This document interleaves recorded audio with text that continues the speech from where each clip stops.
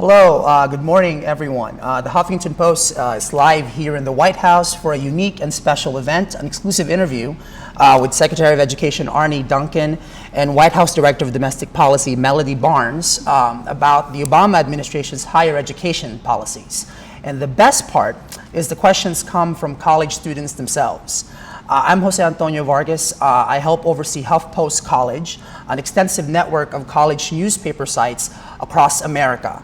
HuffPost College asked our video for our college networks to send video questions to both Secretary Duncan and Ms. Barnes.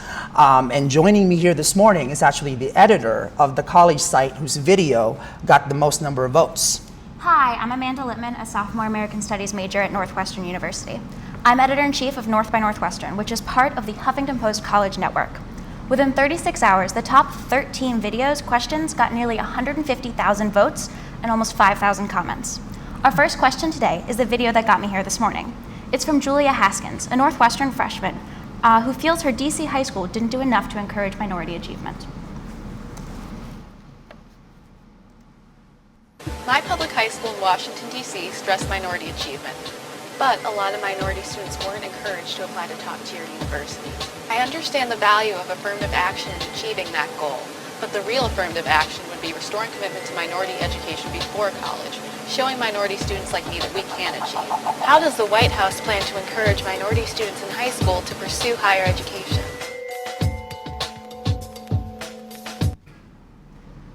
That is a great question. And first of all, Jose and Amanda, I want to welcome you to the White House. Amanda, my law school roommate is actually a Northwestern graduate, so I've heard lots about Northwestern, exactly.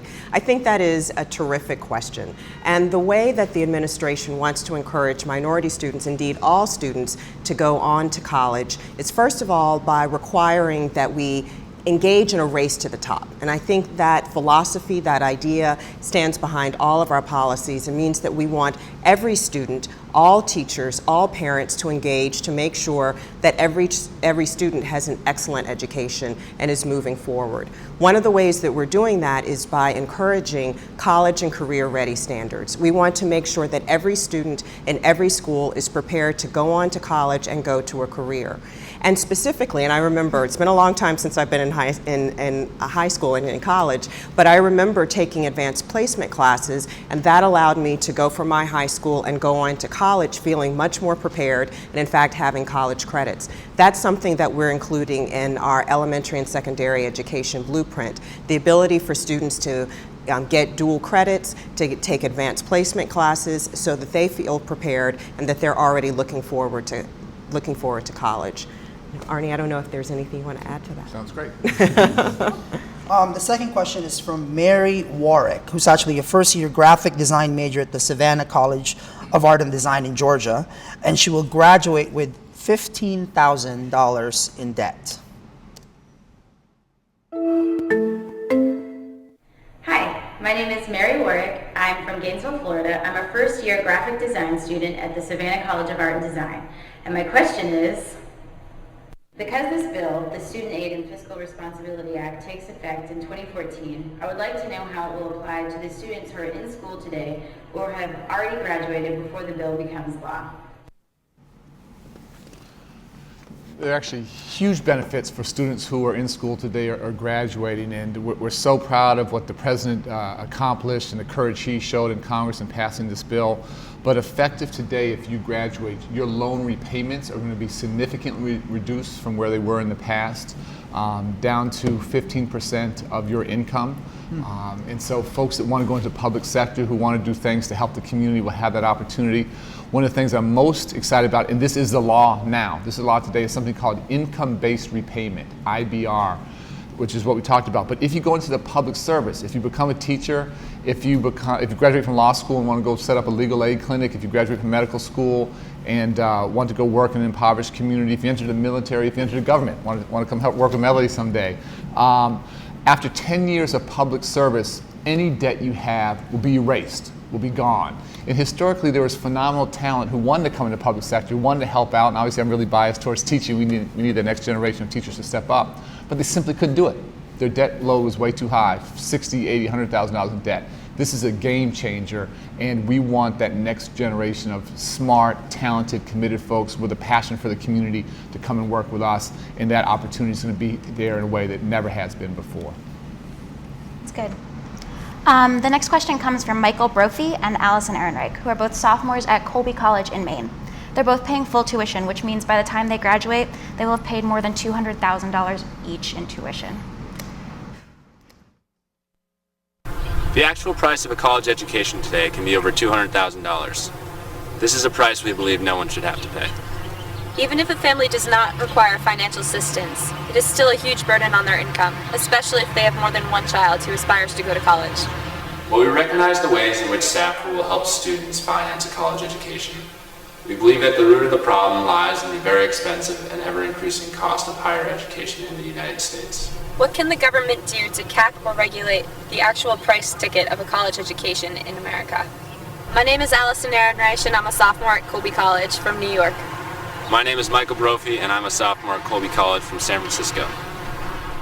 Great. Well, thanks to Allison and to Michael for that terrific question. And this is an issue we've all been hearing about for many, many years. And in fact, it's an issue that the President addressed in the State of the Union when he talked about the many different ways that the federal government was going to be of assistance through Pell Grants, for example, and making lending easier and filling out that financial aid application. I'm sure both you can sympathize with that. That's very complicated, making that easier. At the same time, he also said that colleges have to do their part and ask colleges to engage with us and think about ways, creative ways, that they can drive down their costs. At the same time, for students who may not have a Pell Grant or use some other kind of financial aid, we have, since we've been in office and entered 15 months ago, tripled the size of the tax credit that families can get. So now over the course of a 4-year period, a family through the American Opportunity Tax Credit can get a $10,000 boost to help send their students to college. Great. This question comes from the members of the WU Fuse at Washington University in St. Louis. It's a new group at a school actually aimed at promoting socioeconomic diversity on campus. It's a really interesting question. This year at WashU, we created a program called WUFuse. Our mission is to improve socioeconomic diversity on campus. We conducted a school-wide survey and found that socioeconomic diversity on campus was lacking. Elite universities are getting harder and harder to get into, especially for students who come from modest backgrounds. So we'd like to know, does your administration have any plans to promote class-based affirmative action?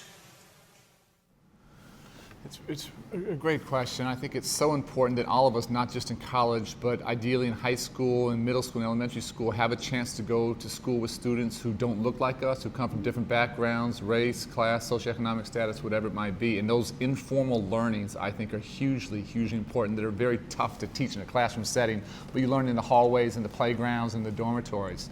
And I think the best thing we can do to make sure we have a socioeconomic diverse student body is to make college more affordable. And that's why these huge increases in Pell Grants, I think, are so important. With this SAFRA bill, there's an additional $36 billion in Pell Grants. Huge investment over the next 10 years. So that for the first time now in our country, we can look anyone in the eye and say, regardless of how tough things are at home or the neighborhood, or if mom or dad loses a job or is a pay cut, if you work hard, you're going to have an opportunity to go to college. And then at the back end, which I talked about earlier, even if you take out some loans, if you go into the public service, those loans are going to be forgiven. And even if you don't go into public service, those loans repayments will be indexed, will be capped at 15% of your income, and then at 10% of your income once we get to 2014. So by putting a huge influx, it's the biggest investment to make higher education more accessible and affordable since the GI Bill. I think that's the best way to increase diversity and make sure that every student from every different background, first generation, English language learner, whatever it might be, will have the opportunity to go to college. The next question is from College of New Jersey student Matt Hoke.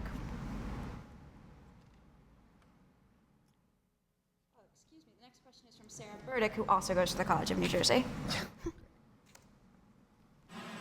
Hi, my name is Jessica Mathelier, a student at the College of New Jersey, and my friend Thomas Jefferson and I would like to know, since the Defense of Marriage Act prohibits the recognition of same-sex unions On a federal level, even in states where such unions are legal, under the Obama administration's new education guidelines, are LGBT parents of college students able to sign off on loans if their relationship is not recognized by the federal government? Great, that's a wonderful question. And the response is that as long as the person is your legal guardian, they can sign your promissory note or your loan. That's the only criteria that matters. That's the only criteria that matters. Yeah, if the person is your legal guardian or legally recognized as your parent.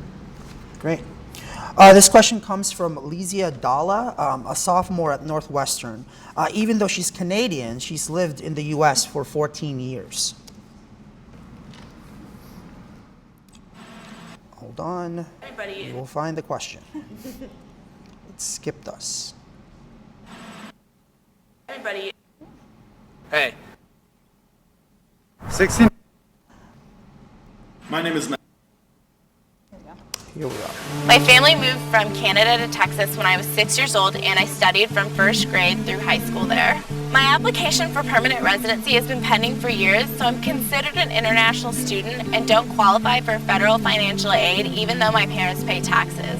When will the government offer financial aid to immigrant students like myself who were raised in the United States but have been unable to get permanent residency or citizenship? It's just a bad dream. That's a huge issue, and it's one that first candidate Obama, now President Obama, has been absolutely passionate about. I ran the Chicago Public Schools. Senator Durbin and Senator Obama were big supporters of the DREAM Act and trying to push to make sure that folks have a chance to pursue the American dream. And it breaks my heart when we have young people around the country who have worked hard, who have done the right thing, who have been, actively engaged in school, been committed, gotten great grades, and then all of a sudden they find themselves having to pay out-of-state tuition for an in-state school. Doesn't make sense. And so as we think about comprehensive immigration reform, one thing that's very interesting to me is how we push to try and get DREAM Act legislation as a part of that. It's the right thing to do for individuals, it's the right thing to do for families, it's the right thing to do for the country. If we want all of our young people to grow up and be productive citizens and be players in our economy, we have to give them the chance to go to college. Great. This question is from College of New Jersey student Matt Hoke. My name is Matt Hoke. I'm a student at the College of New Jersey, which recently lost millions in state funding and therefore also in faculty pay, services, and we're facing tuition hikes too. This is a chart depicting the bailout money and how much it could have gone to social services. Given that we have been spending billions on financial bailouts and we are escalating the war in Afghanistan, what does it say about our national priorities when public school teachers are being laid off left and right?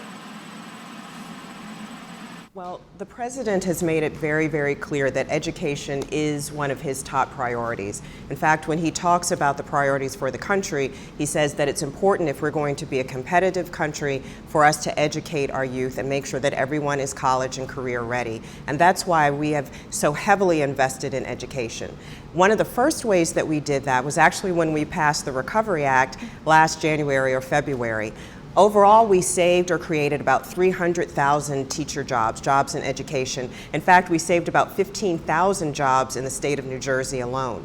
We are continuing that work. There's still money that's going to be going out to the states over the coming months. And we've also heavily invested in education. You can look at the president's most recent budget, his budget for FY 2011, and see that where we made cuts in other places to try and be fiscally conservative or fiscally smart, the Department of Education actually received an increase because we believe it's so important to advance reform, to try and stabilize jobs, to keep teachers in classrooms, and make sure that every student has a complete and competitive education.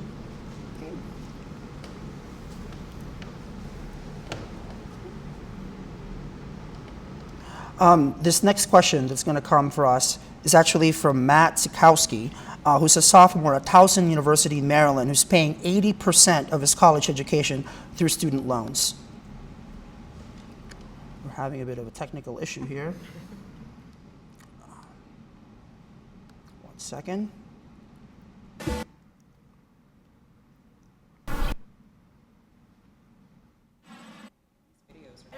I know, they did a really good job making sure that they come from a really personal story, as you'll see with Matt right here. My name is Matt Sikorsky, and I'm a 19-year-old sophomore at Towson University. I come from a middle-class family and do receive some support from my parents in paying for college. However, I am paying for about 80% of my tuition, fees, books, etc. through student loans. I can see other students in my situation who are struggling as their loans continue to build up and their financial aid continues to decline. My question to you is, what do you plan for the students who are building up so much student debt that continuing their education seems to be costing them more than they will gain? It's a great question. I appreciate Matt's hard work, and his wallet was looking a little bit thin there, so I feel bad. I remember those feelings well, let me tell you, in college when you're struggling to find a few dollars to buy a pizza once in a while.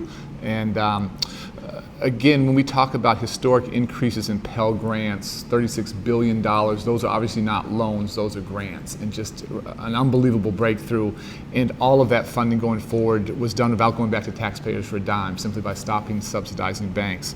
In terms of repaying loans that he currently has, again, capping loan repayments at 15% of income, so that those loan repayments are not unduly harsh or burdensome going forward. And then finally, this income-based repayment, I keep coming back to because I think it's so important. If Matt or other folks choose to go into the public sector after 10 years of service, any debt remaining, all of it, will be erased, will be forgiven. And so we want that next generation of folks to think about this call to service, to think about serving their communities. And it's a great way to help out. And those financial impediments that have been there for decades are literally gone. That's the law today.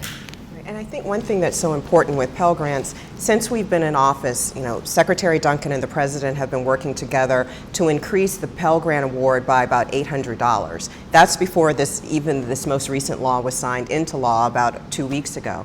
And because of that new law, we're going to make sure that Pell Grants keep pace with inflation and the cost of going to college. So they'll be realistic and they'll really be able to help students and help them take care of a significant portion of their college expenses. Great. The next question is from... We'll find the question. Hold on just a minute. One second. Sorry for the technical problems. It's all right. Yeah, this is great.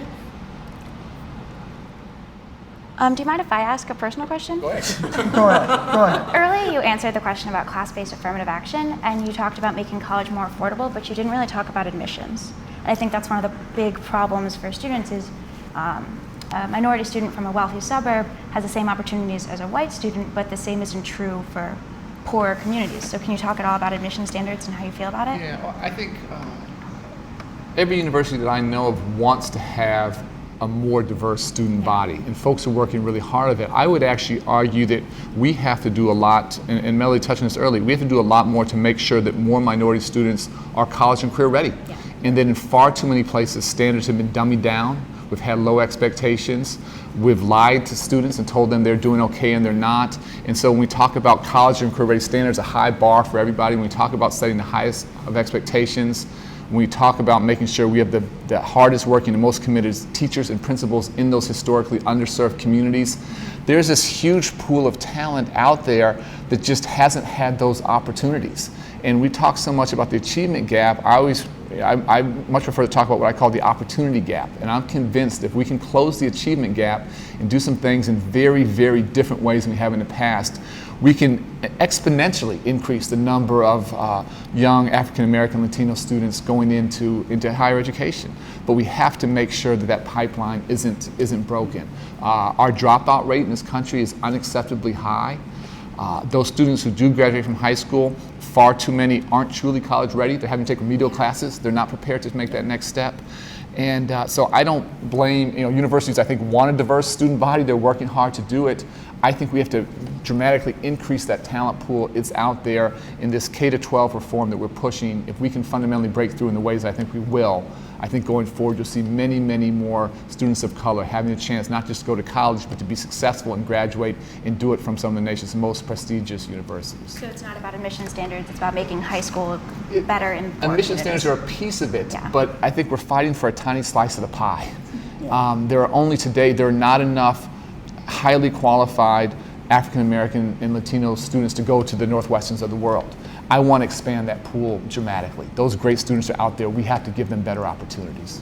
And even starting, there's so much work to be done K through 12, but even starting earlier than that. And that's something that Secretary Duncan, Secretary Sebelius, the President, the Domestic Policy Council are working very hard on, looking at early learning. You know, from the moment a child is born, we have to make sure that they are prepared to go to kindergarten, ready to learn, able to read, so that then they're prepared for that great K through 12 experience. So we've got to bring up the quality and the standards. That's something that we were working towards in the bill that included higher education. We didn't get that done there, but we're looking for other ways to get that done. I mean, so clearly it's a comprehensive strategy. I mean, I must really thank you guys and commend you for sitting down. You know, this is something that we're hoping that we can continue to do, having kind of a direct interaction between college students and, of course, the highest, you know, cabinet members in the administration.